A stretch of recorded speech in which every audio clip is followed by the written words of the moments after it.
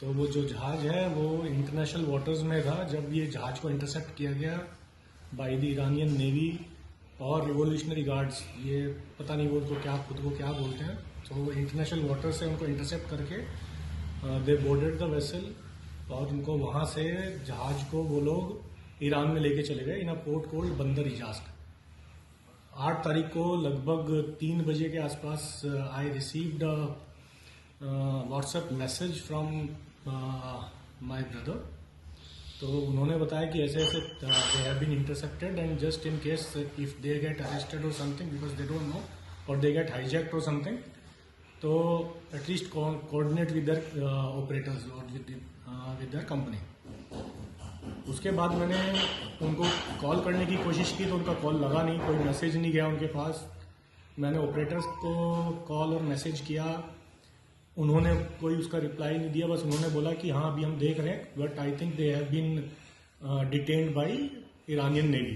But कोई particular reason नहीं बताया कि क्यों उनको डिटेन किया, क्या रीज़न था, क्या हुआ, नथिंग। मैंने एक आरपीएसएल एजेंसी है जिनके थ्रू वो गए थे, कैप्टन विजय, उनकी एजेंसी से मैंने पता किया। एसएसडीएम मरीन सर्विसेज प्राइवेट लिमिटेड है वो, मैंने उनको कॉल किया।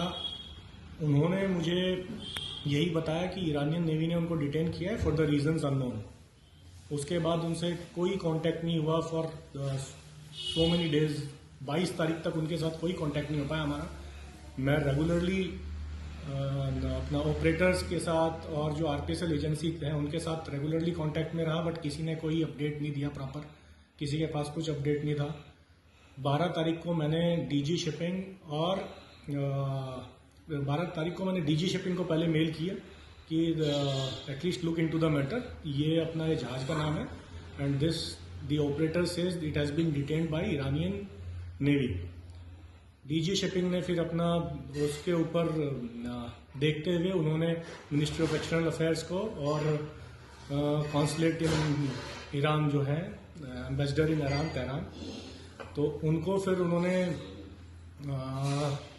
इस चीज़ के बारे में अवगत कराया 12 तारीख को। उसके बाद भी but I did not get any positive response from anyone. मैंने फिर उसके बाद 16 तारीख को मैंने खुद मेल किए to MEA requesting their intervention कि please look into the matter, ऐसे ऐसे जहाज डिटेन्ड है for the reasons unknown yet. उसके उधर से उन्होंने जो 17 तारीख को मैंने कॉल भी किया personally to joint secretary the mister Anand, उनसे मेरी बात हुई। उन्होंने बोला यार they have been already informed about it and they are working on it, but क्या होने वाला है, क्यों रीजंस है, क्या है, किसी को कुछ पता नहीं। टिल डेट उस टाइम तक कोई काउंसलर एक्सेस भी नहीं मिल पाया। आई वॉज इन, मैंने काउंसलेट बंदर अब्बास का मुझे नंबर मिला, मैंने उनसे बात करनी शुरू की क्योंकि जो इजाज़ है वो एम्बेसडर साहब ने जो तेहरान के थे उन्होंने बोला कि it falls under his jurisdiction, तो he will coordinate with me. Then he started coordinating with me on WhatsApp. उन्होंने बताया कि yes we know that this vessel has been detained and we have asked for a consular access, but consular access मिला नहीं। उन्होंने वहां से बोला कि अभी तक काउंसलर एक्सेस नहीं मिला।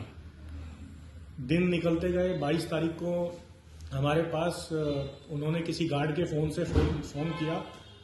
Then we came to know कि उनका जो जहाज है वो इजाज़ में है, एंकर्ड है और सारे क्रू एक मेसरूम में डिटेन करके रखे हुए हैं और अगर उनको वॉशरूम वगैरह भी जाना पड़ रहा है तो वो भी अंडर गार्ड्स उनको लेके जाते हैं। इट वॉज सो पेनफुल, ऐसी कंडीशन उनकी थी। उसके बाद वहाँ से उसके बाद हम लोग से थोड़ा बातें उनकी होने लगी। वी टोल्ड इन सब चीज़ों के बारे में I was regularly updating consulate as well as ministry of external affairs और डीजी शिपिंग। तो मैं सबके साथ टच में रहा कि कुछ इनका एटलीस्ट पता करें कि व्हाट इज़ द रीज़न और क्या हो रहा है, बट काउंसलर एक्सेस उनको मिल नहीं पाया टिल 10th ऑफ जनवरी। अभी 10 तारीख को आज एक्चुअली एक हियरिंग थी जो मैंने एक पिटीशन हाईकोर्ट में डाली थी, उसमें मुझे पता चला है कि 10 तारीख को इनको काउंसलर एक्सेस मिला है। बट अभी भी मुझे नहीं पता क्योंकि अभी तक भी consulate if he is been able to meet the crew और नॉट, क्योंकि ऑफ लेट जो मुझे अब रिसेंटली जो मुझे पता चला था 6 जनवरी को टोटल जहाज पर 18 क्रू थे। 18 में से 10 क्रू को जो इंडियन नेशनल्स थे उनको ये ईरानियन जो रिवोल्यूशनरी गार्ड्स हैं, ईरानियन नेवी जो भी है, वो उनको प्रिजन में लेके चले गए। ये मुझे वहां पे पता चला। उनका कोई हियरिंग थी 10 तारीख को, बट क्या हियरिंग में हुआ, क्या चल रहा है, क्या उनके ऊपर चार्जेस लगाए गए हैं, कोई हमें किसी चीज के बारे में, ना तो कैप्टन को इस चीज के बारे में बताया गया है, ना कॉन्सुलेट को इसके बारे में बताया गया है, ना एम्बेसडर साहब को बताया गया है, किसी को उसके बारे में जानकारी नहीं है। टिल ये आज मुझे खाली ये पता चला है कि हाँ कॉन्सुलर एक्सेस अब मिल गया है उनको, बट अभी तक भी इनके रिलीज का क्या सीन है, क्यों रिलीज नहीं किया जा रहा है, ये जो ईरानियन न्यूज में चल रहा था उसमें ईरानियन न्यूज से मुझे पता चला था कि they have been charged for smuggling of diesel. फिर मैंने अपनी तरफ से कैप्टन से डॉक्यूमेंट्स मंगाए कि उनके पास क्या कार्गो है, क्या उन्होंने लोड किया था। उनके ऑपरेटर से मैंने डॉक्यूमेंट्स मंगाए, उनको वेरीफाई करके उनके पास जो कार्गो था वो very low sulphur fuel oil था। VLSF को उन्होंने लोड किया था 6000 टन्स, ना कि डीजल, जिसके ऊपर उनके जो चार्जेस वहां पे बताए जा रहे थे ईरानियन न्यूज वगैरह में। ये सब डॉक्यूमेंट्स मैंने फॉरवर्ड किए to the consulate and to MEA to verify it from there and कि भाई this is the cargo including the sample analysis report. मैंने पूरा वहां पर इनको भेजा, और बट अभी तक भी उसके बारे में कोई कंफर्मेशन नहीं आया है, कोई मुझे पॉजिटिव न्यूज या पॉजिटिव उसके ऊपर रिप्लाई नहीं आया है कि क्या हुआ है क्या नहीं, वाई दे आर डिटेन्ड, क्यों उनको प्रिजन में डाला हुआ है, क्यों ये 8 लोग जहाज पर है, क्यों इनको एक कमरे में कन्फिस्केट कर रखा है। इन लोगों का खाना खत्म हो चुका है, वो लोग सिर्फ दाल चावल पे वो लोग अपने पिछले 10 दिन से जो है जिंदगी बिता रहे हैं। इनका आज शायद वो तेल भी खत्म हो गया, इसलिए अब उनके साथ कांटेक्ट नहीं हो पा रहा है कल से परसों से। वो जो मेरी लास्ट बात उनसे हुई थी, उन्होंने कहा था तेल खत्म हो रहा है। अगर तेल खत्म हो गया जनरेटर्स का, सो देन उनके जो वाईफाई जिससे वो लोग कांटेक्ट कर पा रहे थे वो भी बंद हो जाएगा, और वो खाना भी नहीं बना पाएंगे क्योंकि हॉट प्लेट्स वगैरह नहीं चल पाएंगे अगर जनरेटर्स का फ्यूल खत्म हो गया। फ्यूल के बारे में पिछले 10 दिन से कह रहे थे कि हाँ फ्यूल भेज रहे हैं। इनिशियली इट वॉज कि जो ऑपरेटर है वो भेजेगा, ऑपरेटर ने मना कर दिया कि मैं कोई फ्यूल नहीं भेज रहा हूँ अगर जहाज डिटेन्ड है तो। फिर कॉन्सुलेट साहब ने कहा था कि हाँ मैम हम लोग फ्यूल भेजेंगे।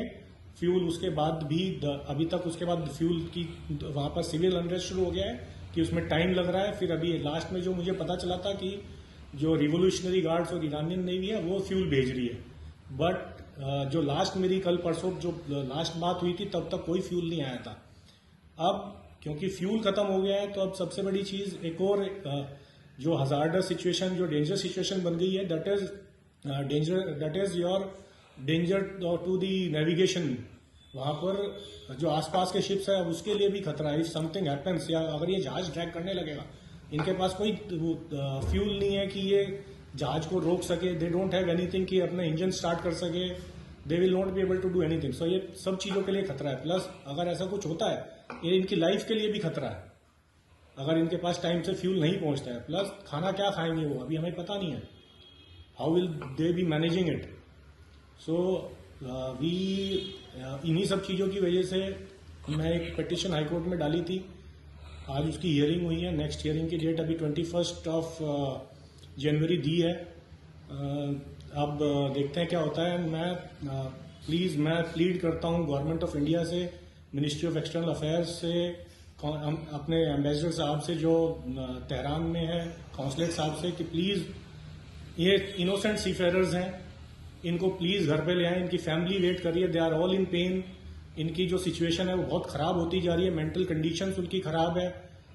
ये और जो इस टाइम पर वहां पर जो सिविल अनरेस्ट चल रहा है, which is making it more worst, and day by day each passing day is so difficult for the family. Please for to all the authorities, to all the concerned authorities, I plead you, I request you, please bring our seafarers back. They are all innocent. They are very innocent. Innocent seafarers को jail में डाले हुए हैं, तो it is really cannot understand कि क्यों।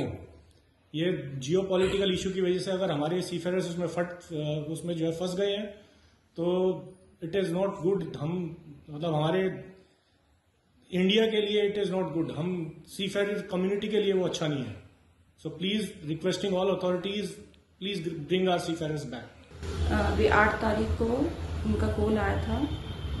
ईरानियों ने उन्हें जहाज पर ही डिटेन कर रखा है, 18 क्रू मेंबर्स को, इसमें 16 इंडियंस मेंबर हैं और उनकी कोई कॉल भी नहीं आई, ना ही हमें कुछ पता है कैसे हैं। तो मैं बहुत घबराई हूँ, टेंशन में हूँ और मेरे बच्चे भी बहुत परेशान हैं। जब काफ़ी टाइम हो गया तो 22 तारीख को उनकी कॉल आई तो उन्होंने बताया कि ऐसे ऐसे हम डिटेन कर रखे हैं। वहाँ पर उन्हें बहुत ज़्यादा प्रॉब्लम हो रही, बिना किसी रीज़न के उन्हें डिटेन कर रखा है, ना ही कुछ पता है क्या क्या होगा। उनमें से 10 जो मेंबर्स हैं उन्हें ईरान नेवी है उन्हें अरेस्ट करके ले गई है और वहाँ पे ना ही पानी है, दाल चावल खा रहे हैं हफ्ते 2 दिन से, और ना ही मुझे पता कैसे आएंगे। मैं पीएम मोदी से और डॉक्टर जयशंकर सर से रिक्वेस्ट करना चाहती हूँ कि मेरे हस्बैंड जल्दी से जल्दी यहाँ आ जाए, आप हमारी मदद कीजिए। एज अ डॉटर ये काफ़ी ज़्यादा स्ट्रेसफुल सिचुएशन है। मेरे फादर और अदर क्रू मेंबर्स वहाँ पर डिटेन्ड है एंड वो लोग क्रिमिनल्स नहीं हैं, वो जस्ट अपनी जॉब कर रहे थे वहाँ पर। एंड मैं इंडियन अथॉरिटीज़ एंड गवर्नमेंट से रिक्वेस्ट करती हूँ कि उनको सेफली घर पे जल्दी लेकर आएँ। Thank you.